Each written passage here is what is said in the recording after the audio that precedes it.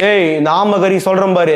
முதல்ல உங்க அண்ணன் பிரச்சனையும் உங்க பிரச்சனையும் முதல்ல உங்க முதுகுல உள்ள அழுக்க தொடங்க. ஒரு அழகான குடும்பம் இருக்கு, அப்பா அம்மா இருக்காங்க, 2 குழந்தைங்க இருக்காங்க, ஹஸ்பண்ட் அண்ட் ஒய்ஃப் இருக்காங்க. அவங்களுடைய வாழ்க்கை சந்தோஷமா போயிட்டு இருக்கு. நல்லா சம்பாதிக்கிறாரு, வருஷத்துக்கு ஒரு நல்ல கோடிகளை சம்பாதிக்கிற அளவுக்கு அவருடைய திறமை இருக்கு. அப்படி இருக்கும் பட்சத்துல அவர் அதெல்லாம் வேண்டாம், நான் ஒரு மக்களுக்கு ஒரு சமூக பணி செய்யறேன், ஒரு நல்ல பணி செய்யணும், மக்களுக்கு ஒரு நல்ல ஆட்சியை கொடுக்கணும், நல்ல வேலைகளை கொடுக்கணும், அவங்களுக்கு நான் என்ன செய்யணும் அப்படின்னு சொல்லிட்டு அவர் தன்னுடைய வேலைகளை விட்டு ஒரு பொதுநல பணிக்கு வரும்பொழுது மனைவிக்கும் இவருக்கும் ஒரு கருத்து வேறுபாடு நடக்கும். ஏங்க நல்லா சம்பாதிக்கிறீங்க, இந்த மாதிரி விஷயங்கள் எல்லாம் வேண்டாம், நிம்மதி எல்லாம் கெட்டு போயிடும், அதனால நம்ம இப்ப இருக்கிற மாதிரி நிம்மதியா இருந்துக்கலாம்னு சொல்லிட்டு அவங்களோட மனைவி சொல்லுவாங்க.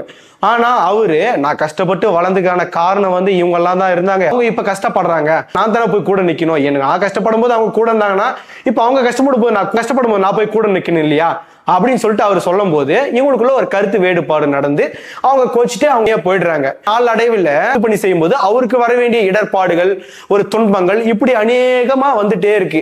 ஆனா மனைவி என்ன சொல்றாங்கன்னா, இந்த மாதிரி எல்லாம் நடக்கும்ன்றதுனாலதான் நான் முன்னாடியே சொன்னேன், அந்த வேலைகள் எல்லாம் செய்யாதீங்க, அந்த மாதிரி வேலையில ஈடுபடாதீங்க, இப்ப பாரு உங்களுக்கும் கஷ்டம் எனக்கும் கஷ்டம், உங்களுக்கு அவமானம் எனக்கு அவமானம் சொல்லிட்டு அவங்களுக்குள்ள ஒரு கருத்து வேறுபாடு இருக்குது. இப்போ நாளடைவில் இது பெருசா வளர வளர அப்போ நான் முழுமையா உங்க கிட்ட இருந்து நான் விவாகரத்து பெற்றுக்கிறேன், எங்களுக்கு நீங்க வேண்டாம், நீங்க உங்க வேலையை பார்த்து நான் என் வேலையை பார்த்துக்கணும்னு சொல்லிட்டு அப்படி ஒரு கருத்து வேறுபாடு நடந்த ஒரு விஷயங்கள் தான் அவங்களோட குடும்ப பிரச்சனை. அதனால குடும்ப பிரச்சனைக்கும் அரசியலுக்கும் சம்பந்தம் இல்லை. இந்த விஷயத்த நான் உங்களுக்கு சொல்ல வரேன்.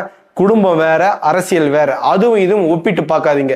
இந்த கட்சி தலைவர் எல்லாம் இருக்காங்க பாத்தீங்களா, ஆளுங்கட்சியா இருக்கட்டும், எதிர்கட்சியா இருக்கட்டும், இனி வர கட்சிகளா இருக்கட்டும், எவனுமே உத்தமம் கிடையாது. என் தலைவன் உத்தமம் தான். எப்படி நான் சொல்லுவேன்னா, உண்மையா வாழ்ந்தாங்க, அவங்களுக்குள்ள ஒரு கருத்து வேறுபாடுனால அதனால பிரியிறாங்க, அது பிரியணும்னு சொல்லிட்டு ஒரு விவாகரத்து கேட்டிருக்காங்க. அதனால தயவு செய்து மீடியாக்கள் சொல்றேன், உங்க வீட்டுல உங்க அக்கா தங்கச்சி நடந்தா இந்த மாதிரி எடுத்து போடுவீங்களா, உங்க வீட்டுல உங்க அண்ணன் தம்பி நடந்தா இந்த மாதிரி வீடியோ எல்லாம் எடுத்து போடுவீங்களா, இந்த மாதிரி பொய்யான அவதூறுகளை பத்தி பேசாதீங்க. டேய் நாமகரி சொல்றேன் பாரு.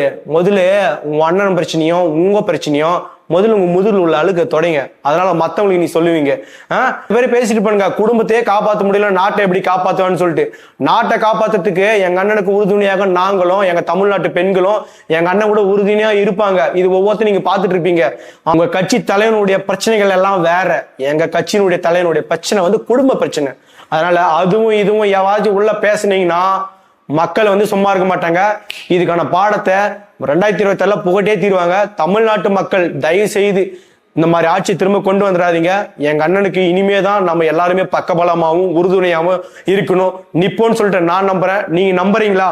எல்லாரும் லைக் பண்ணி எல்லாருமே இந்த விஷயத்தை ஷேர் பண்ணுங்க அப்படின்னு சொல்லிட்டு நான் நம்புறேன். நன்றி.